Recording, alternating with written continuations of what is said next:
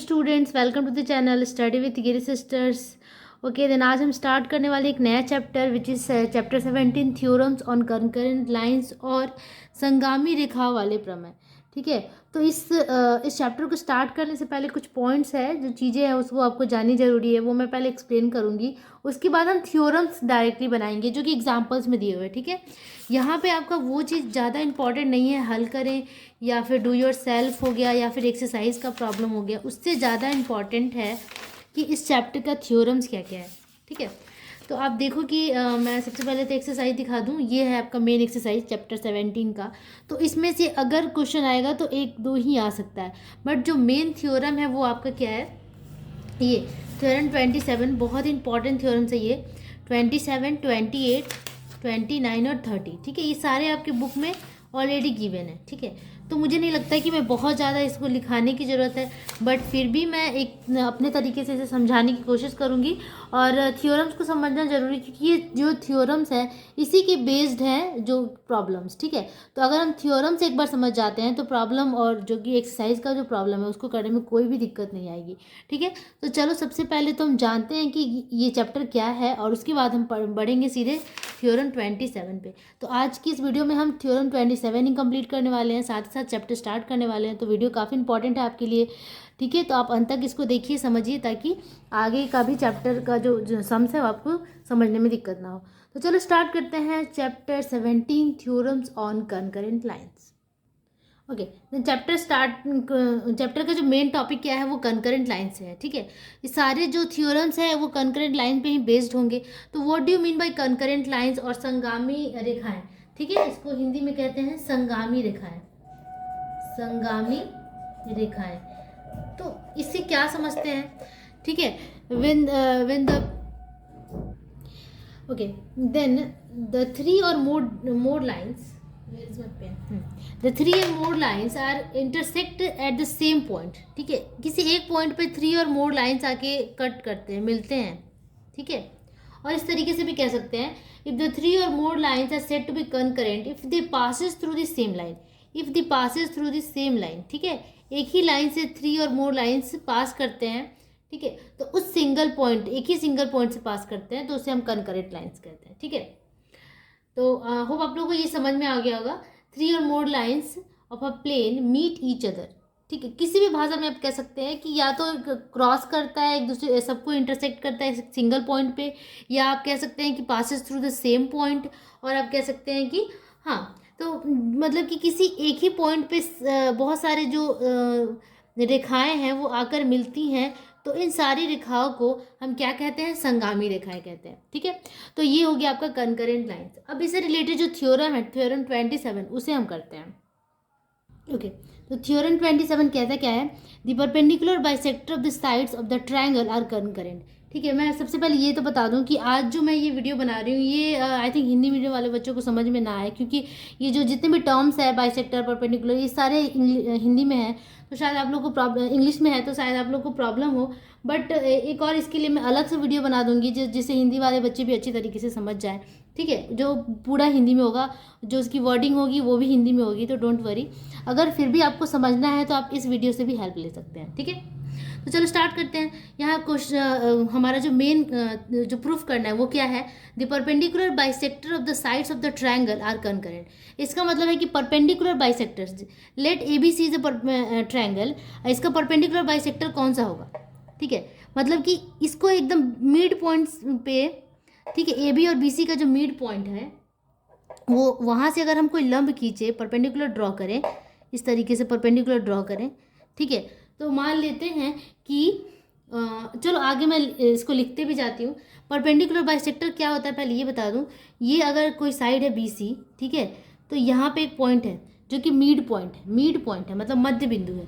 इस पॉइंट से अगर हम कोई परपेंडिकुलर ड्रॉ करते हैं तो ये जो बाई होगा वो क्या होगा, मान लो ये ओ ए है, तो ओ ए क्या हो गया, perpendicular bisector of B C हो गया। ठीक है, तो ये आपको क्लियर हो गया होगा कि परपेंडिकुलर बाइसेक्टर होता क्या है। अब आगे को सॉल्व करते हैं। ये बहुत लंबा होने वाला है तो इसको ध्यान से आप कीजिएगा।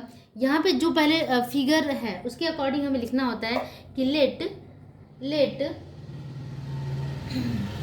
D E F are are mid points of side are, मान लेते हैं, ठीक है, हमने यहाँ से स्टार्ट कर दिया है, ये D E F are the mid points of sides D E F, ठीक है, sides A B B C and C A, ठीक है।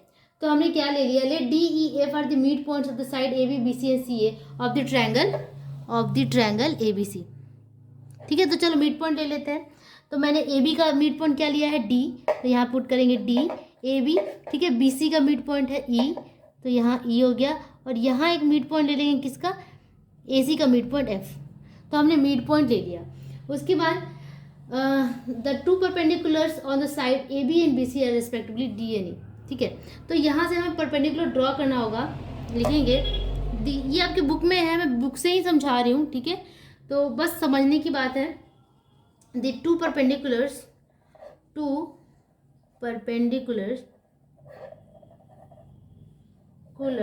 Of side A B and B C, AB and BC are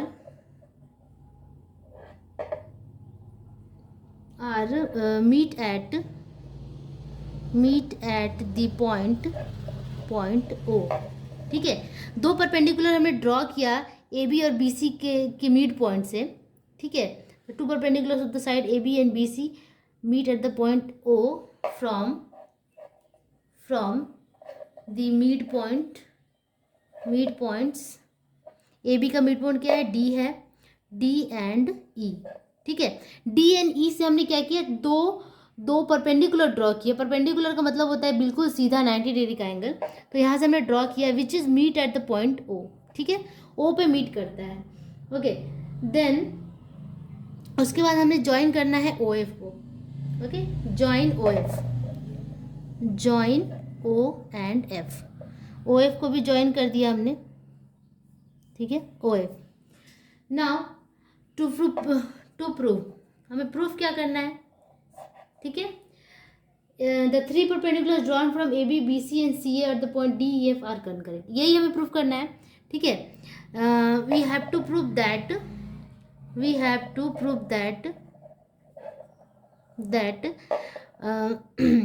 perpendicular bisectors are concurrent, that is perpendicular bisectors यहाँ पे क्या हो गया, OD, OE and OF are concurrent, ये हमें प्रूफ करना है, ठीक है। अब इसे प्रूफ करने के लिए हमें क्या प्रूफ करना होगा कि यहाँ पे हमने क्या ले लिया कि अगर हम यहाँ पे hence it will be sufficient to prove that if OF is perpendicular on AC then it will be proved that the three perpendicular bisectors are concurrent, क्योंकि जो हमने हमारा मेन बॉडी था उसमें हमने क्या ले लिया था कि OE एंड DO, यहाँ पे हमने लिया था ना from the mid point D and E, two perpendiculars of the side AB and BC, मतलब टू परपेंडिकुलर्स तो हमने ऑलरेडी ले लिया है। अगर हमने तीसरा परपेंडिकुलर OF भी ले लिया और तीनों आकर O बिंदु पे कट करते हैं तो ये प्रूफ हो जाएगा कि all the three perpendiculars are concurrent, ठीक है। कंकरेंट की लाइन का क्या मतलब होता है कि three lines are meet at the same point, ठीक है। लेकिन हमने पहले ही जो हमारा स्टेटमेंट है, इसे स्टेटमेंट मैंने लिखना भूल गई थी, हमारा जो स्टेटमेंट है उसमें ही हमने ले लिया है कि the two perpendiculars drawn from the point D and E meet at the point O, ये हमने पहले ले लिया। If we prove that O F is perpendicular on AC, then it is sufficient to prove that the three lines are concurrent, ठीक है। तो यही हमें करना है कि हमें अब प्रूफ क्या करना है कि हमें प्रूफ करना है कि OF is perpendicular on AC, हमें क्या प्रूफ करना है, OF is perpendicular on AC, ठीक है। तो अगर OF को परपेंडिकुलर हमने प्रूफ कर दिया तो यहाँ से ये बात समझ में आ रही है कि ये जो O पॉइंट है ये O और F एक दूसरे के साथ जॉइंट है, ठीक है। हमने यहाँ पे OF ज्वाइन किया है बट फिर भी हमें ये प्रूफ करना होगा कि परपेंडिकुलरली ज्वाइन किया है। यहाँ पे बिल्कुल सीधा है क्योंकि परपेंडिकुलर बाइसेक्टर्स आर कनकरेंट हमें प्रूफ करना था, इसलिए हमें ये प्रूफ करना होगा कि perpendicular OF is perpendicular on AC, ठीक है। तो ये लाइन भी हम यहाँ पे लिख देंगे, hence it will be sufficient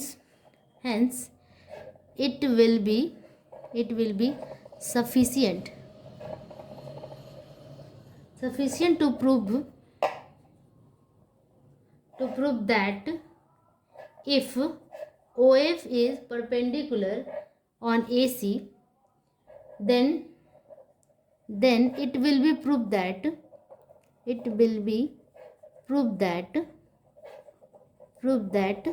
the three perpendicular bisectors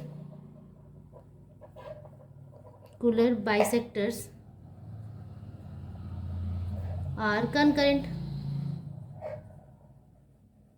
ठीक है, अगर हमने ये प्रूफ कर दिया कि ओ एफ इसके ऊपर परपेंडिकुलर है, तो जब ये परपेंडिकुलरली इसको आके ओ बिंदु पे कट कर रहा है, इसका मतलब तीनों ही आके ओ बिंदु पे मीट कर रहे हैं. जब तीनों एक ही बिंदु पे मीट करेंगे तो इसका मतलब ये है कि the lines are concurrent, but the lines are not normal lines, the lines are the perpendicular lines, perpendicular bisectors. Hence we can easily prove that the perpendicular bisectors are meet at the same point, that is they are concurrent. Okay, now come to the next point, construction. यहाँ पे कुछ construction की भी जरूरत होगी हमें. ठीक है, कंस्ट्रक्शन को हिंदी में रचना कहते हैं. ज्वाइन करेंगे हम यहाँ पे ओ ए ओ बी और ओ सी को. ठीक है, join O A O B and O C. ठीक है, तो यहाँ से ओ ए को ज्वाइन कर लेते हैं. जब भी रचना करें, कंस्ट्रक्शन करें, तो डॉट डॉट डॉट पॉइंट दे, क्योंकि पता चले कि ये हमने अलग से किया है. ओके, अब आते हैं प्रूफ पे. प्रूफ, ठीक है, अब हमें करना है क्या, प्रूफ. ओके, अब देखते हैं इन triangle A O D and B O D में, A O D and B O D में. ठीक है, A O D B O D, इस वाले में. ठीक है, मैं अलग कलर से इसको दिखा दूं.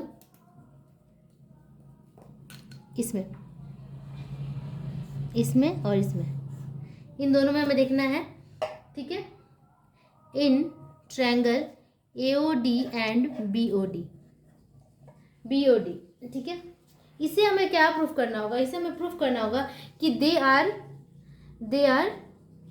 concurrent, sorry congruent, I am so sorry, they are congruent. Okay, तो चलो इसे प्रूफ करते हैं कंकरेंट. आप देखो कि दोनों ट्रायंगल में ए डी और बी डी कहाँ है, ए डी और बी डी इक्वल होगा. ए डी इक्वल्स, इस ट्रायंगल में ए ओ डी में A D is equals to B O D का ये वाला, ये साइड इस साइड की इक्वल होगा बी डी. क्यों, because D is the mid point of A B. पहले ही लिखा था हमने कि डी क्या है, mid point of A B है. ठीक है, because D is the mid point of A B. ठीक है, तो जब डी मिड पॉइंट है तो obviously A D is equal to B D होगा. नेक्स्ट हम लिख सकते हैं कि इसमें जो ये साइड है ये दोनों में ही कॉमन है, मतलब इस ट्रायंगल में भी ये साइड है और इस ट्रायंगल में भी ये साइड, तो ऑब्वियसली ये इक्वल होगा. That means O D is common. या हमें 3 कंडीशन चाहिए होता है किसी भी ट्रायंगल को कॉन्ग्रुएंट प्रूफ करने के लिए, तो टू तो हमें यहीं पे मिल गया.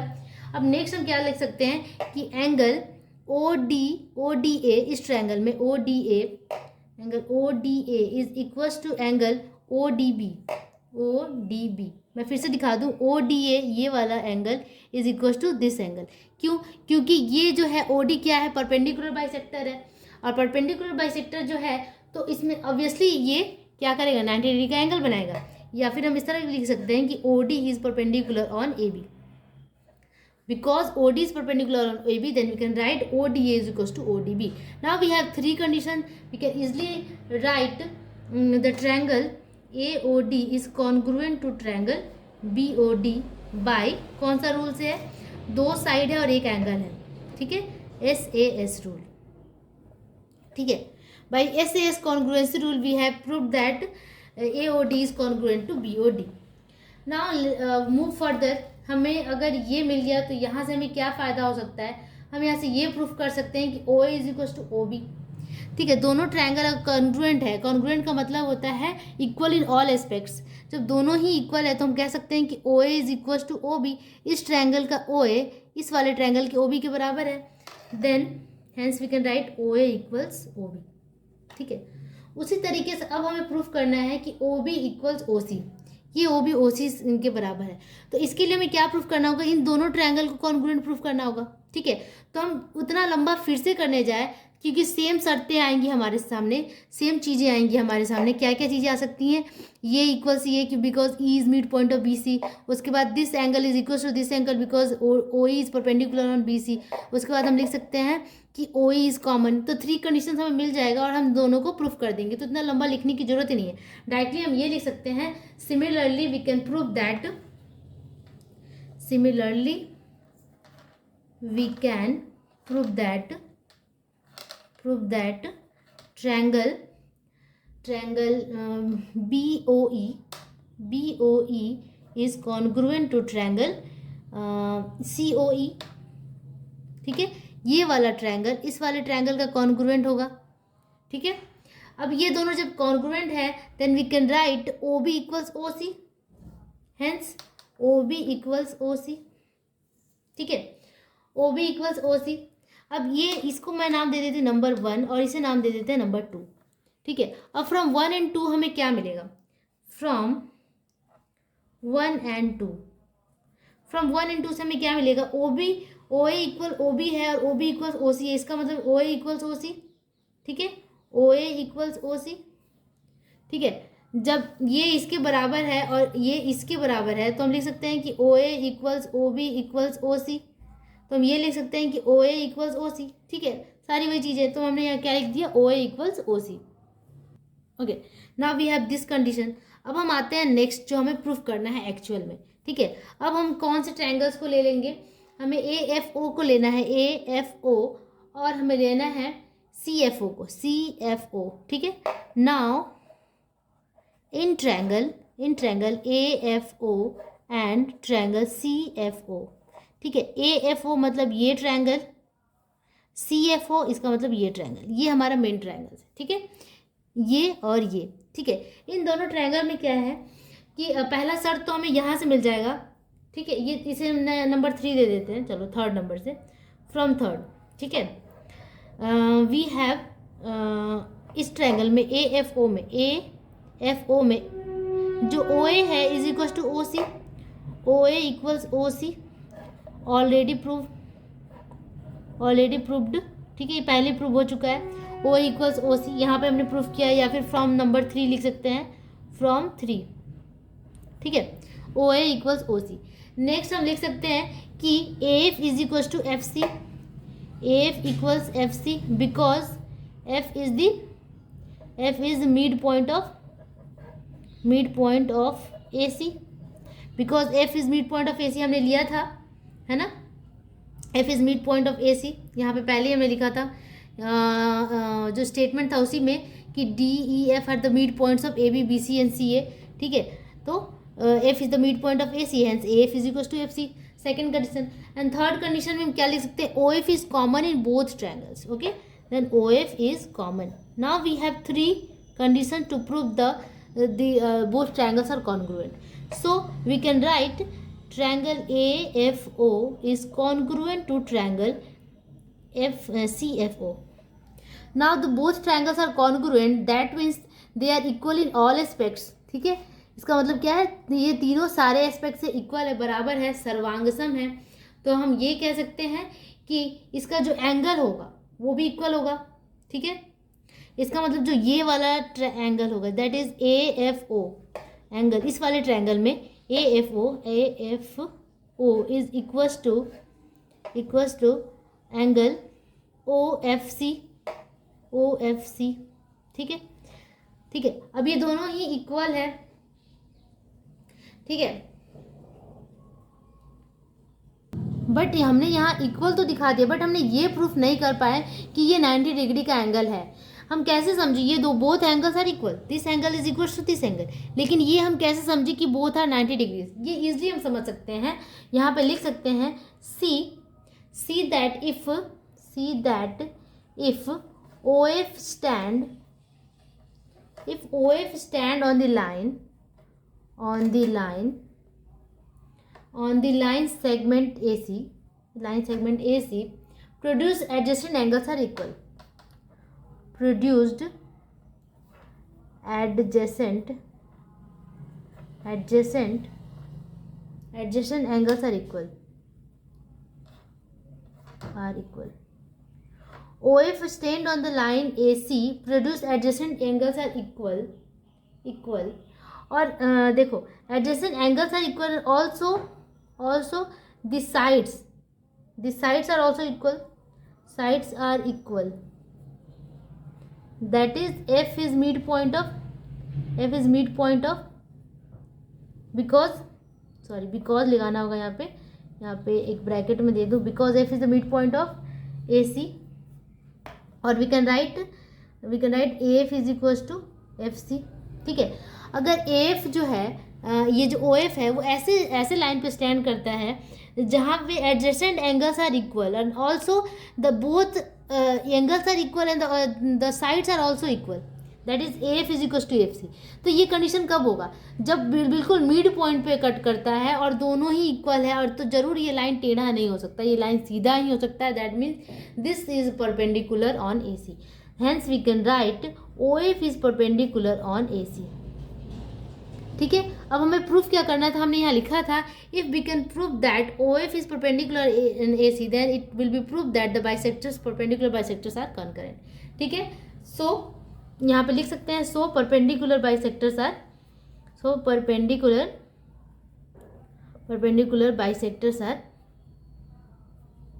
Are concurrent and hence it is proved, ठीक है। तो इसी तरीके से हमें क्या करना है, प्रूफ करना है। होप आप लोगों को ये समझ में आया होगा, ठीक है।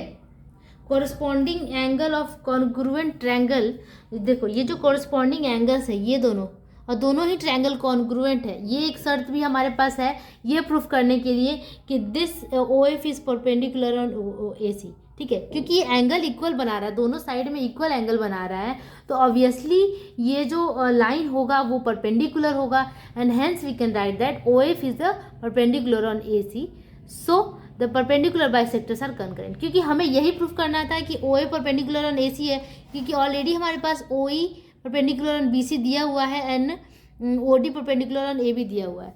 बस हम अगर ये प्रूफ कर देते कि ये भी परपेंडिकुलर है और सब ही आके, ऑब्वियसली अगर OF है तो O के पास ही आके मिल रहा है, O पे ही आके मिल रहा है, इसका मतलब all the 3 lines are perpendicular lines are concurrent and hence it is proved, ठीक है।